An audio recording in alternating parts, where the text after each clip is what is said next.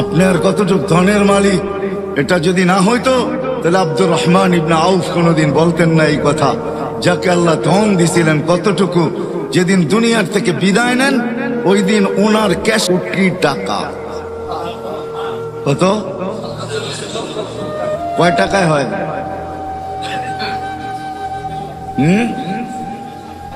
47 বাঙ্গারি গুলা বললাম না, আরো বাঙ্গারি আছে। 47 লক্ষ কোটি টাকা ক্যাশ ছিল, ক্যাশ। আপনাদের এবার ন্যাশনাল বাজেট হয়েছে 6 লক্ষ কোটি টাকা, ওনার কাছে ছিল 47 লক্ষ কোটি টাকা। ওনাকে জিজ্ঞাসা করছে এত দান কেন? বলছে আল্লাহ পাওয়ার জন্য দিছে, লিল্লাহি ওয়ালি রাসূলিহি ওয়ালিল মুমিনিন। আল্লাহ পাওয়ার জন্য দিছে, আল্লাহ পাওয়ার জন্য। আমার কাছে যদি সামর্থ্য থাকতো তাহলে আমি ওই লোককে এখানে নিয়ে আসতাম। আমার কাছে সামর্থ্য নাই, বড় অ্যাবিলিটি লাগবে, তাইলে তাকে হয়তো নিয়ে আসা যাইতে পারে। এক শিল্পপতিকে সে 3 রাত্র স্বপ্নে দেখছেন যে অমুক ফলওয়ালাকে উমরা করাও, অমুক ফলওয়ালাকে উমরা করাও। প্রথম দিন দ্বিতীয় দিন সে বুরুক্ষেপ করে নাই যে হয়তো এটা এমনি দেখতেছি। তো তৃতীয় দিন বড় কঠোর ভাবে দেখছেন, কঠোরতার সাথে স্বপ্ন সামনে আসছে যে তুই করাবি কি করাবি না বল। তো সে ঘুমের থেকে উঠছে, কোনো মতে তার নাম্বার জোগাড় করছে, করে তাকে ফোন দিছে, তোমাকে আমি উমরা করাইতে চাই। সে একটা অট্ট হাসি দিয়া বলছে যে আমি তো নামাজই পড়ি না, আমি আবার কি উমরা করব? আমি তো মসজিদই চিনি না, উমরা আবার কি করব আমি? তো সে বলছে আমি অবশ্যই তোকে করাবো। পুরা কাহিনী খুলা বলছে। তো সে বলছে ডেলি কামাই ডেলি খাই, আমি উমরায় চলে গেলে ঘর চলবে কি দিয়া? তো শিল্পপতি বলছে শুধু তোর খরচ দিব না, তোর ঘরের খরচও দিব, চল তুই। তো বাধ্য হয়েছে যাইতে। উমরার থেকে যখন ফিরত আসতেছেন, যেদিন ফিরত আসবেন গাড়িতে উঠবে, এয়ারপোর্টের দিকে রওনা হবে, তো বলছে মালিক 2 রাকাত নামাজ পড়া নিতে চাই। আবার জীবনে আসা হয় কি না হয় জানি না। তো বলছে পড়া নেই। প্রথম রাকাত পুরা করছে, দ্বিতীয় রাকাতে যখন দ্বিতীয় সেজদায় গেছে আর ওঠে না, লম্বা সময় চলে গেছে, ওঠে না। শরীরে যখন হাত দিছে তো দেখে আর দুনিয়াতে নাই, চলে গেছে। তো শিল্পপতি ভাবতেছে মৌতটা আমার হইল না কেন, ওর হইল কেন? দাফন কাফন করে চলে আসছে। বাড়িতে জিজ্ঞাসা করছে কি কাজ করতো, এর আমল কি ছিল? তো জামাজি পড়তো না, মসজিদই চিনতো না, আবার আমল কিসের? বলছে এরকম মৌত হলো তো হলো কি কইরা? কোন সূত্র অবশ্যই থাকবে। বলে সূত্র একটাই আছে, হয়তো হইতে পারে। বলে সেই সূত্র কি? বলে ফল বেচা যখন বিকালে বাজার করে ফিরতো, তো আমাদের প্রতিবেশী এক বিধবা আছে, কিছু এতিম বাচ্চা সাচ্চা নিয়া ঘরের জন্য যা আনতো তাই কিনা নিয়ে আসতো এদের জন্য। বাহিরে রাইখা আওয়াজ দিত, বোন বাজার বাহিরে রাইখা গেছে, ভিতরে নিয়ে যাস। বলে এই আমলটাই তার ছিল। তো শিল্পপতি বলতেছে হ্যাঁ, এই আমলের কারণেই তার এই মৌত। সত্য এটাই। আমার কথা যদিও আমি বুঝাইতে পারতেছি না, সত্য এটাই। যাকে যা দিছেন। তো ওই ধনী ব্যক্তি এখনো বেঁচে আছে।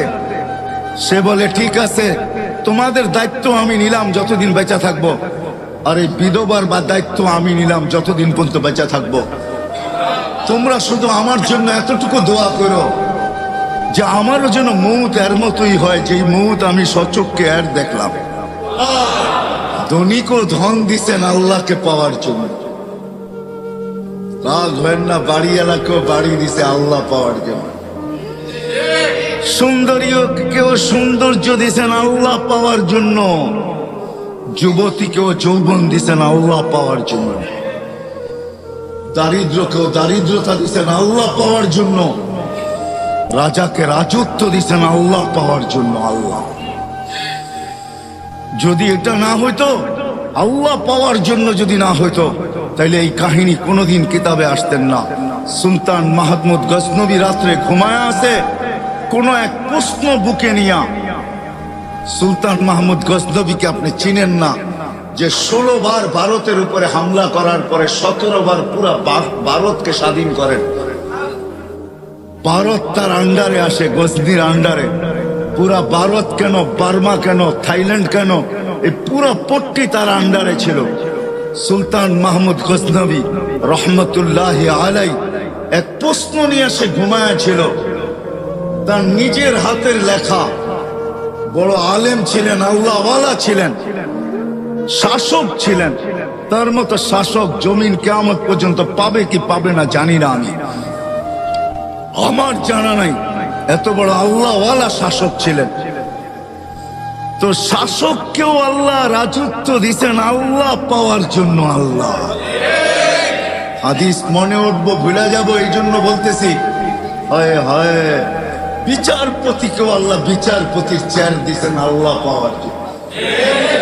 এই জন্য হাদিসে আছে আদলু ইয়াউমিন তা'দিলু ইবাদাতা 60 সানা। এক দিনের ইনসাফ যদি আল্লাহ পাওয়া উদ্দেশ্য না হইতো, তাহলে এই হাদিস কোনোদিন রচিত হইতো না। আল্লাহর রসুল মুহাম্মদুর রাসূলুল্লাহর মুখ থেকে কখনো এই কথা বাহির হতো না। আল্লাহর রসুল বলছেন আদলু ইয়াউমিন, এক দিনের ইনসাফ, ইবাদাতা 60 সানা, 60 বৎসর সমূলে বন্দেগীর চেয়েও উত্তম। শুধু উত্তম না, ওয়েট, ওজন বেশি, মূল্যায়িত বেশি। ইন্না ফিল জান্নাতি ইন্না ফিল ফিরদাউসুল আলা ওয়াদিয়ান, ফিরদাউসুল আলার ভিতরে একটা সোসাইটি আছে, লা ইয়াদখুলুহা ইল্লাল আদিল। ইনসাফকারী ছাড়া ওইখানে কেউ ঢুকতে পারবে না, কারো এন্ট্রি অধিকার নাই ওইখানে ঢুকার। তাইলে এই হাদিস কোনোদিন আসতো না।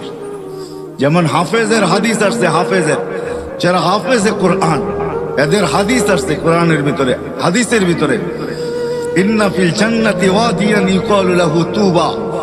জান্নাতের ভিতরে একটা সোসাইটি আছে যেটার নাম হলো তুবা। দেখবেন নদীর ওই পারে গেলে বিভিন্ন সিটির নাম আছে, ঠিক না? পিঙ্ক সিটি, ঝিলমিল। কেরানীগঞ্জের ওইদিকে চলে যাবেন তো দেখবেন রাস্তাঘাটে হাইওয়েতে হাঁটলে দেখবেন শত সিটি, ঠিক না? কি আছে না? স্বপ্ন ধরা, ঠিক না? হ্যাঁ, ওইখানে আইলি স্বপ্ন কোনোদিন আজ পর্যন্ত কেউ ধরতে পারে না, ওইখানে গেলেই ধরতে পারবেন, এমন জাল লাগানো আছে, ঠিক না? তো সিটি আছে জান্নাতের ভিতরে তুবা নামের।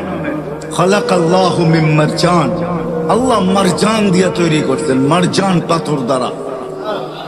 লাহু ৭০,০০০ বাবান, যা ৭০,০০০ গেট।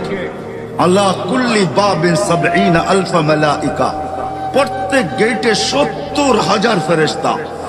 হাফেজে কোরআন যখন ঢুকবে তো প্রত্যেক গেটে ৭০,০০০ ফেরেশতা গার্ড অব অনার দিবে, guard of honour. Guard of honour বোঝেন? হ্যাঁ, গার্ড অব অনার দিবে। শেষ দরজা যখন অতিক্রম করে শহরে ঢুকবে, ৭০,০০০ অতিক্রম করার পরে শহর শুরু হবে, তো ৪৯০ কোটি ফেরেশতার গার্ড অব অনার কমপ্লিট হবে। কত? ৪০০ লিহাফিজিল কোরআন। ওই শহরটা হাফেজে কোরআনকে দিবে আল্লাহ। আপনি আঙ্গুল উঠেলে কি আর আসে যায়? আপনি আজকে গালি দিলে কি বা আসে যায়? হ্যাঁ, আসতে দেন না যাও সময়।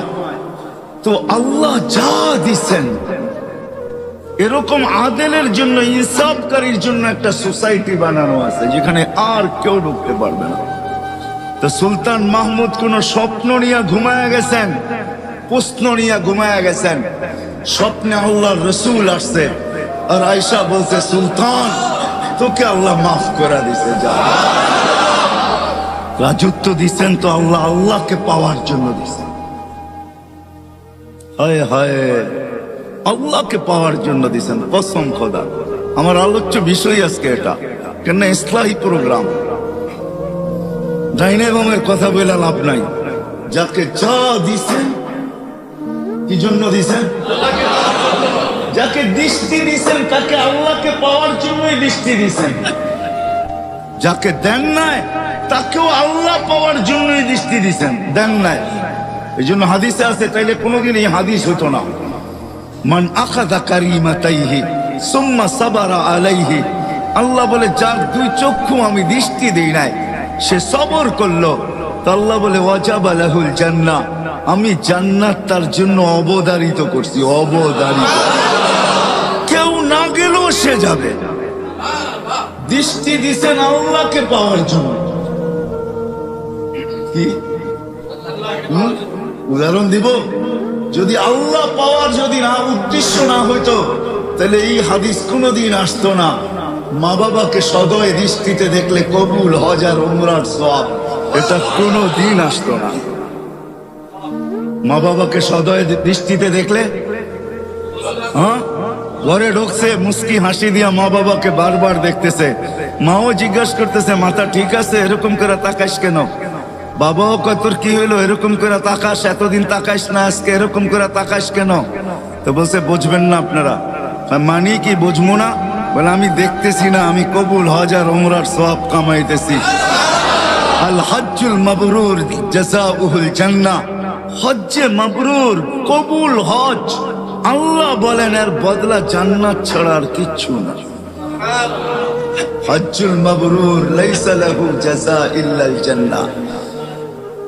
তাইলে দৃষ্টিও দিছেন আল্লাহকে পাওয়ার জন্য, সাথে আরেকটা শব্দ যোগ না হইলে ভুল হয়ে যাবে আমার, সেটা হলো আল্লাহ আল্লাহর রসুলকে পাওয়ার জন্য। আল্লাহ আল্লাহর আল্লাহ আল্লাহর আল্লাহকে পাওয়ার জন্য এবং আল্লাহর রসুলকে আল্লাহর রসুলকে আল্লাহর রসুলকে পাওয়ার জন্য, আল্লাহর রসুলকে পাওয়ার জন্য। যদি এটা না হইতো তাহলে কোরআনের আয়াত কোনোদিন আসতো না। ওয়াইন তুতিউহু তাহতাদু, আমার নবীকে পাইলা তো আমাকে পায়া গেল। ইন তুতিউহু তাহতাদু, আমার নবীকে পাইলা আমাকে পায়া গেল। মান আতা আর রাসূল ফাকাদ আতা আল্লাহ, যে আমার নবীর সে আমার, যে আমার নবীর। কে বলে? কোরআন দিতেছি আমি, কোরআন। আল্লাহ বলতেছে যে আমার নবীর সে কি আমার। আমার নবী যাকে চুমা দিবে আমিও দিব, আমার নবী যাকে ভালোবাসবে আমিও বাসবো। তাইলে কোরআনের এই আয়াত কোনোদিন আসতো না। ইন কুনতুম তুহিব্বুনাল্লাহ ফাত্তাবিউনি ইউহিব্বুকুমুল্লাহ ওয়া ইয়াগফির লাকুম যুনুবাকুম। আল্লাহ বলে শুধু ভালোবাসবো না, শুধু ভালোবাসবো না, তুই হাজারো করিস না কেন, উল্টা পাল্টা এটা সেটা, আমি আল্লাহ দেখাও কিছু দেখবো না। ইয়াগফির লাকুম যুনুবাকুমের অর্থ কি জানেন? কি কি তরজমা? আরে হুজুররা কি তরজমা করে? সমস্ত গুনাহ মাফ করে দিব, ঠিক না? আসলে এটা না, তরজমা হইলো তুই যা করিস আমি দেখাও দেখবো না। কেননা তুই আমার নবীকে ভালোবাসিস, তুই আমার নবীর সাথে সম্পর্ক, বিদায় আমি দেখাও। এই জন্য কোরআনের আরেক আয়াত আছে, ওয়ায়াফু আন কাসীর, আমি দেখাও দেখি না, লেখাও লেখি না, দৈরাও ধরি না, কিচ্ছু করবো না। তুই আমার নবীর, আমার বন্ধুর। না, আমরা তো নবীকে চিনি না, ঠিক না? চিনি? হ্যাঁ, নবীকে চিনি না। নবী আমাদের জন্য কি করছেন এটাও জানি না, জানেন? কিচ্ছু জানি না, নবীকে চিনি না। নবীকে ওইদিকে গেলে আমি হারায় যাব, কেন আমার মনের বাসনাই এখন ওইদিকে গেলে আমি হারায় যাব, বিলকুল হারায় যাব। নবীর ভিতরে আমি হারায় যাব যে নবী কে। এই মাসেই আসছিলেন 12ই রবিউল আউয়াল, মাইনা নিলাম 12ই রবিউল আউয়াল। কে আসছে? যা আসতে দেরি, যার অস্তিত্বের অনুভূতি হইতে দেরি, আমেনা শরীর ফাইটা সুগ্রাণ বাহির হইতে দেরি করে দেয়। আমেনা ঘরে থাকলেও পুরা মক্কা সুগ্রাণে মোহিত হইত, রাস্তায় বাহির হলে পুরা আলো বাতাস সুগ্রাণ আর সুগ্রাণে ছড়ায় যেত। বিধবা ছিলেন বিদায় খুশবু বৈধ ছিল না, এখনো বৈধ না। সবার কানে কানে মুখে মুখে কথা চলতেছিল, আব্দুল মুত্তালিবের এটা কেমন পুত্রবধূ, বিধবা, সুঘ্রাণ লাগায় ঘরে। শুধু সুঘ্রাণ লাগায় না, যেদিকে যায় ওদিকে তুফান বসায় দেয়, তুফান চালায় দেয়। শ্বশুর শাশুড়ি নিয়ে বসছে, যে এত সুঘ্রাণ থেকে আসে, তো থুতু নিক্ষেপ করছেন দুইজনের সামনে। নিক্ষেপ করতে দেরি, সুঘ্রাণের তুফান উঠতে দেরি করে নাই। তো বলছে, আব্বা আম্মা, শরীরে সুঘ্রাণ না, থুতুতেও সুঘ্রাণ। বলছে, এটা লাগানো সুঘ্রাণ না, এটা পেটের বাদশার বদৌলতে সুঘ্রাণ। পেটে যেটা আসছে এটার কারণে সুঘ্রাণ।